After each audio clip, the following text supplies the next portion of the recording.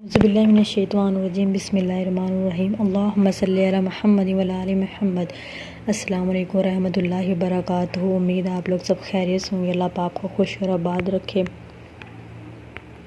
اللہ پاک ہم سب کو صراط المستقیم پر چلنے کی توفیق عطا فرمائے۔ آج کا میرا ٹاپک ہے حضرت عمر کی شہادت۔ آج یکم محرم ہے، شہادت سیدنا عمر فاروق رضی تعالیٰ عنہ۔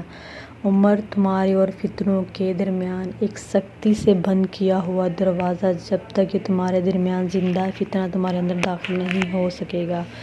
شہادت عمر رضی اللہ تعالیٰ عنہ۔ عمر رضی اللہ تعالیٰ عنہ وہ شخصیت ہیں جو منصف اور عادل تھے۔ ان کی تقوی کی مثالیں دی جاتی تھیں۔ بہادر اور مضبوط انسان تھے۔ یہ وہ تھے جن سے کفار بھی ڈرتے تھے۔ یہ وہ تھے جنہیں دیکھ کر شیطان بھی اپنا راستہ بدل لیتا تھا، جو حق پر ایسے ڈٹے کہ دیکھنے والے دنگ رہ گئے کہ یہ وہی عمر ہے جو اپنے باپ دادا کے دین پر آنچ نہیں آنے دیتا تھا۔ اور جب اللہ نے ان کا دل حق کے لیے کھولا تو اس قدر اللہ کی قربت پائی کہ جنتوں میں ان کے لیے محل تعمیر ہونے لگے۔ سبحان اللہ! یہ وہ عمر تھے جو لوگوں کے سامنے بہت مضبوط اور بہادر بنتے تھے، مگر اپنے رب کے آگے بچوں کی طرح روتے تھے۔ جانتے ہیں ان کا نام جنت میں جانے والوں کے فہرست میں شامل ہے، مگر پھر بھی اللہ کا خوف اس قدر تھا ان کے دل میں، اور اتنا روتے تھے کہ ان کے چہرے پر رونے کی لکیریں بن گئی تھی۔ جب دین حق قبول کیا تو ڈٹ گئے، ہر چیز کا مقابلہ کیا۔ ہم تو لوگوں سے ڈر جاتے ہیں، مگر وہ بے خوف تھے۔ مجھے ان کا وہ واقعہ یاد آتا ہے جب انہوں نے اسلام قبول کیا تو دل کی خواہش مٹانے کے لیے رسول اللہ صلی اللہ علیہ وسلم سے سوال کیا، کیا ہم حق پر نہیں ہیں؟ آپ صلی اللہ علیہ وسلم نے فرمایا، اس ذات کی قسم جس کے ہاتھوں میں میری جان ہے، تم لوگ حق پر ہو۔ یہ سن کر سیدنا عمر رضی اللہ تعالیٰ عنہ نے عرض کیا، جب ہم حق پر ہیں، کافی غلط راستے پر ہیں، تو پھر ہم اپنے دین کو کیوں چھپائیں؟ اللہ کی قسم آپ سب لوگ باہر نکل گئے۔ ہمارا ایمان بھی ایسا ہونا چاہیے کہ جب ہم حق پر ہیں تو لوگوں سے کیوں ڈریں؟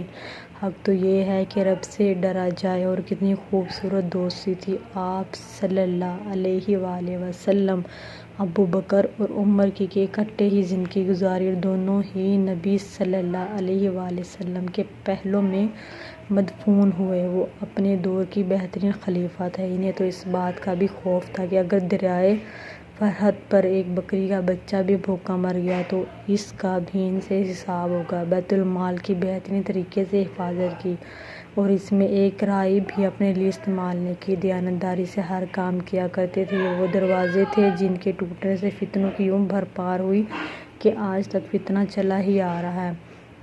انہیں شہادت کا بہت شوق تھا، اور چاہتے بھی یہی تھے کہ آپ صلی اللہ علیہ وسلم کے شہر مدینہ میں ان کی شہادت ہو۔ خلافت کے 11ویں سال ان کی یہ دونوں خواہشات مکمل ہوئی۔ حضرت عمر رضی اللہ تعالیٰ عنہ فجر کی نماز پڑھ رہے تھے جب ابو لؤلؤ فیروز نے کونے سے نکل کر دو دھاری تار خنجر سے 6 وار کیے، پھر دوسرے مسلمانوں کو زخمی کرتا ہوا بھاگا، مگر پکڑا گیا۔ پکڑ جاتے ہی اس نے خنجر کو اپنے پیٹ میں گھونپ لیا، وہیں مر گیا۔ سیدنا عمر شدید زخمی تھے۔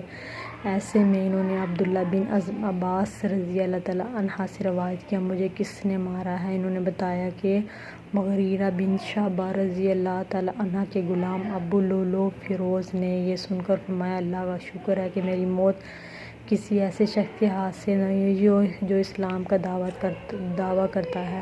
سب نے بہت حوصلہ دیا کہ آپ تو عشرہ مبشرہ میں سے ہیں، جنتی ہیں۔ آپ ان اصحاب میں سے ہیں جو بہت پہلے اسلام لائے، رسول اللہ صلی اللہ علیہ وآلہ وسلم کے ساتھی بنے۔ آپ نے نبی صلی اللہ علیہ وسلم کا جنگ میں تب ساتھ دیا جب باقیوں نے ان کی ہمت کو پست کرنا چاہا۔